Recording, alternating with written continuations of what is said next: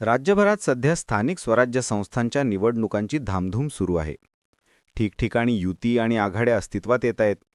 अनेक ठिकाणी मोठे पक्ष हे स्थानिक समीकरण पाहूनच स्वबळावरती आपली ताकद आजमावताना दिसतायत.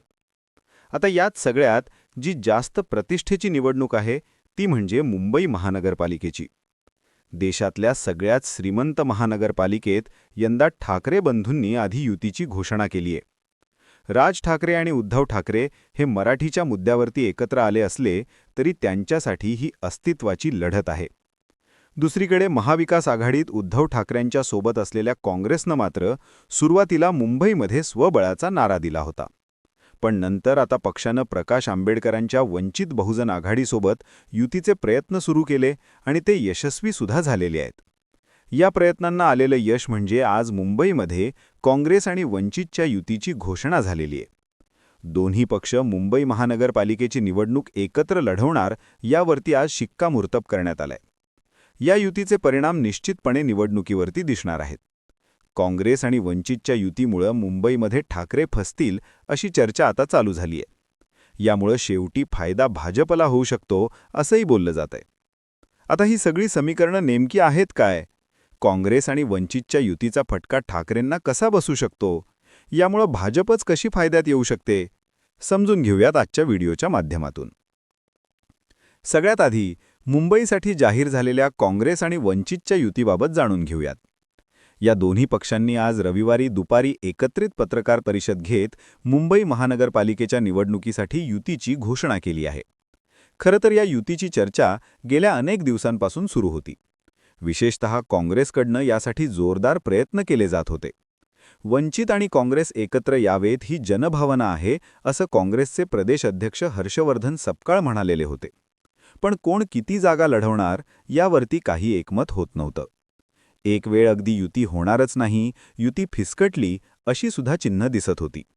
पण आज अखेर युतीची घोषणा झाली आहे. मुंबई महानगरपालिकेत एकूण 227 जागा आहेत. वंचित बहुजन आघाडी त्यापैकी 62 जागा लढवणार आहे असं निश्चित करण्यात आले.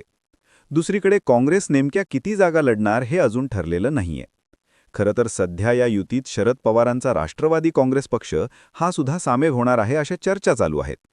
पण यासाठी काँग्रेस आणि राष्ट्रवादीत बोलणी सुरू असताना काँग्रेसनं आपल्या कोट्यातनं राष्ट्रवादीला केवळ 9 जागा सोडण्याची तयारी दाखवली आहे. त्यासाठी राष्ट्रवादी तयार होत नाहीये. पण या सगळ्यावरती लवकरच एकमत होईल असं म्हटलं जातंय. आता मुंबई महानगरपालिकेसाठी काँग्रेस आणि वंचितमध्ये युती झाल्यानं खरी अडचण होणार आहे ती उद्धव ठाकरेंची. आणि याचा फायदा भाजपला होऊ शकतो अशा चर्चा होत आहेत. आता ही समीकरणं नेमकी कशी होऊ शकतात? तर यासाठी आपल्याला मुंबईमध्ये ठाकरेंना कोणाचं समर्थन मिळतंय ते पाहावं लागतं. मुंबईमध्ये उद्धव ठाकरेंची खरी ताकद आहे ती म्हणजे तिथल्या मराठी मतांमध्ये. परळ, लालबाग आणि वरळीसारख्या भागांमध्ये मराठी मतदारांची संख्या मोठ्या प्रमाणात आहे. तिथे उद्धव ठाकरेंना नेहमीच यश मिळालेलं दिसतं. आता राज ठाकरेंची सोबत सुद्धा उद्धव ठाकरेंना मिळाली आहे. त्यामुळे इतकी वर्ष जे मराठी मतांचे विभाजन होत होतं ते यावेळी होण्याची शक्यता कमी आहे.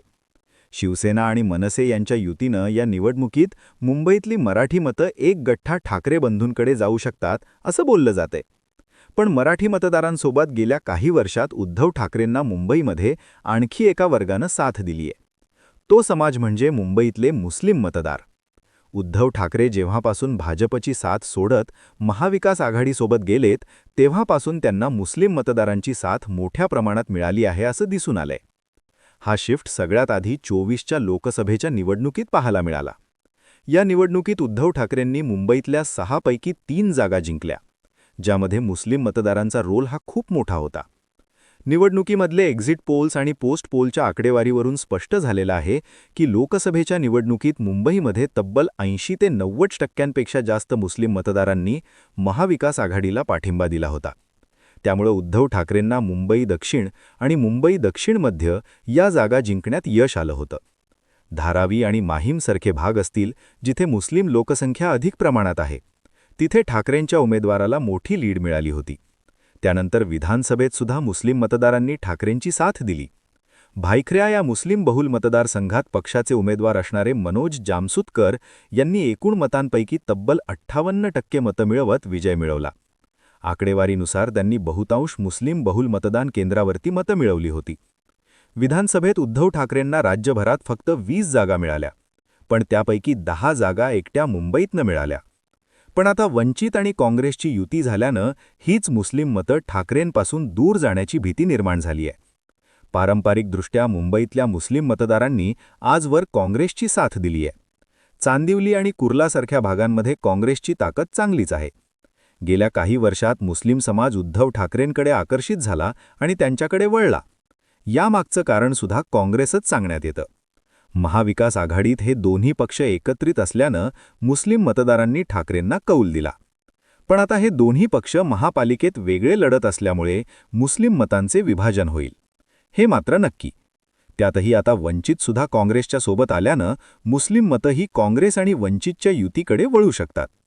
वंचितला मुंबईमध्ये पारंपरिकपणे दलित आणि मुस्लिम मतदारांकडून पाठिंबा मिळतो. गेल्या निवडणुकीत मानखुर्द, शिवाजीनगरसारख्या मुस्लिम लोकसंख्या जास्त असलेल्या मतदारसंघात वंचितचे उमेदवार मोहम्मद सिराज शेख यांना 6% जास्त मतं मिळाली होती. ही मतं जरी विजयासाठी पुरेशी नसली तरी आता काँग्रेससोबत असल्यानं हा आकडा आणखी वाढू शकतो. आता यासोबतच मुंबईमध्ये दलित मतदार जे आहेत ते सुद्धा महत्त्वाचे आणि मोठ्या प्रमाणात आहेत. त्यांची लोकसंख्या 12 ते 15% असल्याचं सांगण्यात येतं. आता ही वोट बँक जी आहे ती सुरुवातीपासूनच RPI, काँग्रेस आणि वंचित यांच्यात विभागली गेलेली आहे. उद्धव ठाकरे महाविकास आघाडीत होते तेव्हा या मतदारांनी महाविकास आघाडीला साथ दिलेली. पण आता काँग्रेस आणि वंचित एकत्रित आल्यामुळं दलित मतांचं सुद्धा विभाजन होण्याची शक्यता आहे. अशा प्रकारे काँग्रेस आणि वंचितच्या युतीमुळं मुंबईमध्ये मुस्लिम आणि दलित मतं विभागली जातील असं म्हटलं जात आहे. आता या विभाजनाचा जास्तीचा फटका हा उद्धव ठाकरेंना बसू शकतो.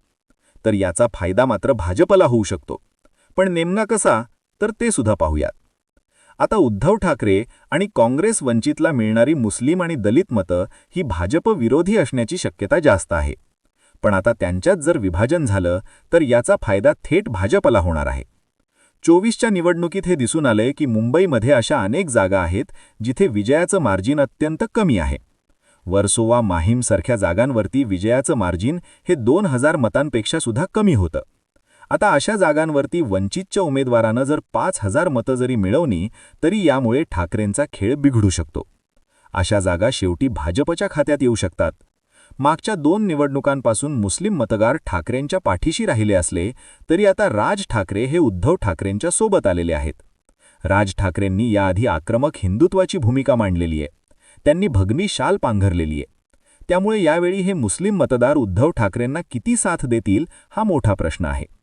ठाकरे बंधू एकत्रित आल्यानं मराठी मतदार त्यांच्याकडे जाऊ शकतो, पण यामुळे मुस्लिम मतदार मात्र उद्धव ठाकरेंपासून दूर होऊ शकतो. आता हा मतदार काँग्रेस आणि वंचितकडे गेला तर मतांचे विभाजन होऊन त्याचा अंतिम फायदा भाजपलाच होऊ शकतो. देशभरात जिथं जिथं मुस्लिम मतांचे विभाजन होतं तिथं तिथं फायदा नेहमी भाजपला होतो, हा इतिहास राहिलेला आहे.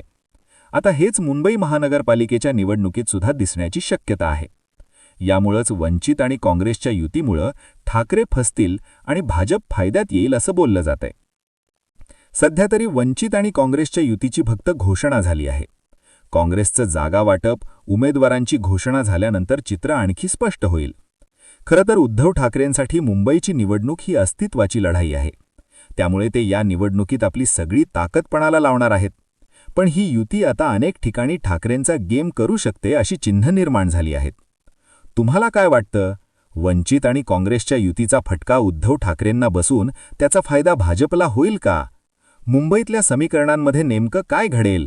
याबद्दलची तुमची मतं आणि प्रतिक्रिया आम्हाला कमेंट करून सांगा. आणि अशाच राजकीय घडामोडी विस्तारानं पाहण्यासाठी YouTube चॅनलला सबस्क्राईब करा.